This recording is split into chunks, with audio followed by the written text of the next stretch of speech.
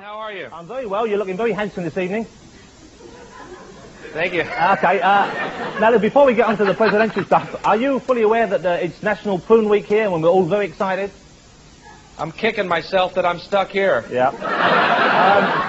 How is the campaign going? What's going on out there? Well, I ascribe to Mark Twain's theory that the last person who should be president is the one who wants it the most.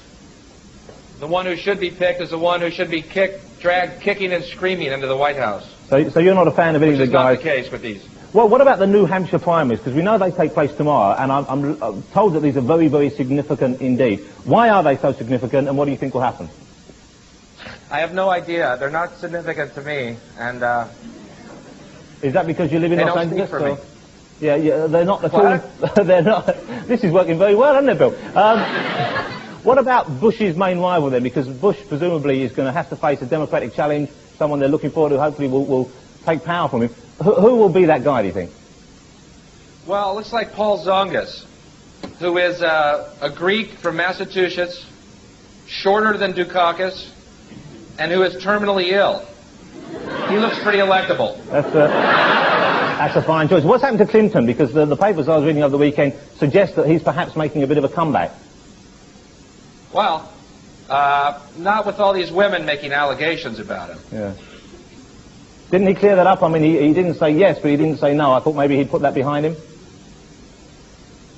If he had put it behind him, none of this problem would be going on right now. Okay. National Prune Week, of course, Bill. What about... Did the news reach you about one of our potential Prime Ministers, Paddy Ashdown, who had a similar case? Someone came out of his past life and there were talk of an affair, and he came out and he took it on the chin and he admitted publicly that indeed it had happened, it was behind him now, it was perhaps a mistake. Do you think if either Clinton or perhaps one of the other guys, if they were accused in that way and they made a public admission of guilt, would the American public forgive and forget? Would that even endear them to them? Well, if Clinton did it with all the women alleging that they did it with him, they would need a wide-angle lens and a podium the size of a football field for that press conference. Do you think it actually works in their favor that someone comes out and says, well, you know, this guy was at some stage in his life something of a stud? I think it would. I mean, I'm not shocked that Clinton had affairs. I'm more shocked that Bush doesn't. You've seen Barbara.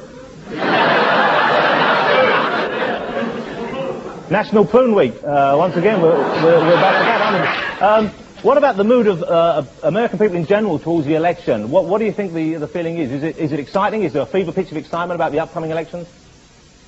No, not at all.